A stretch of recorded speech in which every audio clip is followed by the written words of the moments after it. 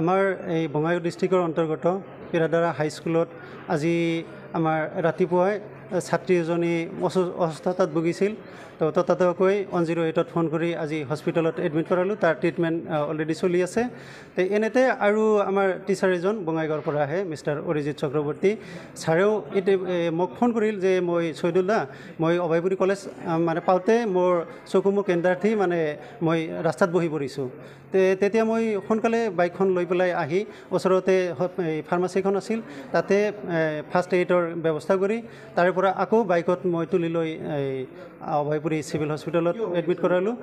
Actually এইটো আচলতে বৰ্ধিত যিটো তাপমাত্ৰা, এইটোৰ কাৰণেই হ'ব পাৰে বুলি মই ভাবোঁ।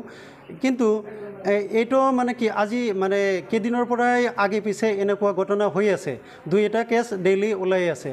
আৰু তাৰ মাজতে এই যোৱা 2-3 দিনৰ পৰা এই অসম চৰকাৰে কিবা চেল্ফ ডিফেন্সৰ ব্যৱস্থা কৰিছে।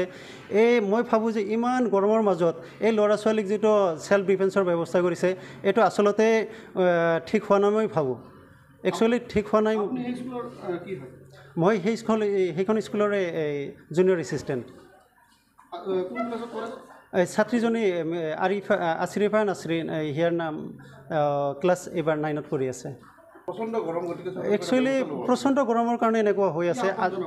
তে চৰকাৰক মই এইটো আহ্বান জনাম যে আচলতে যিটো বৰ্ধিত তাপমাত্ৰা চলি আছে, যদি স্কুলৰ টাইমটো অলপ হেৰফেৰ কৰি যদি ৰাতিপুৱাৰ ভাগত হয়তো এইটো ক্লাছটো ষ্টাৰ্ট কৰিব পাৰে, নিশ্চয় ল'ৰা ছোৱালীৰ কাৰণেও বহুত ভাল হ'ব বুলি মই ভাবোঁ।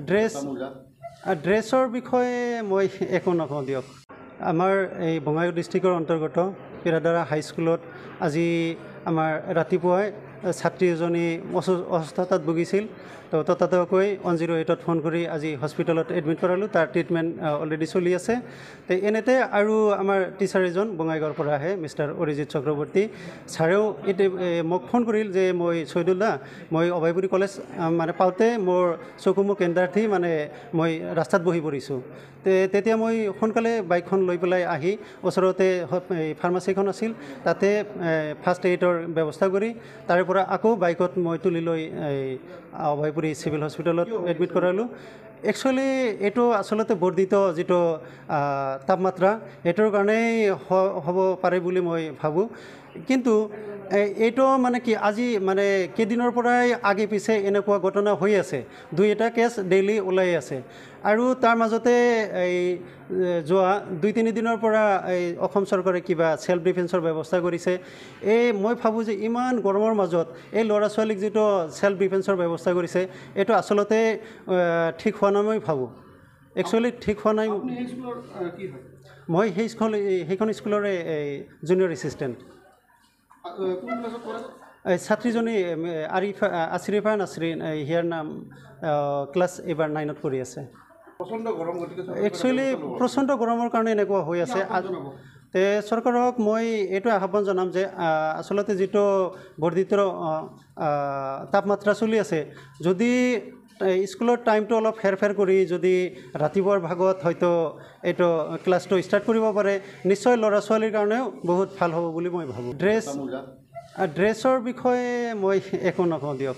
যিকোনো খবৰৰ বাবে যোগাযোগ কৰক 7090173330 অথবা 7099017990 নম্বৰত।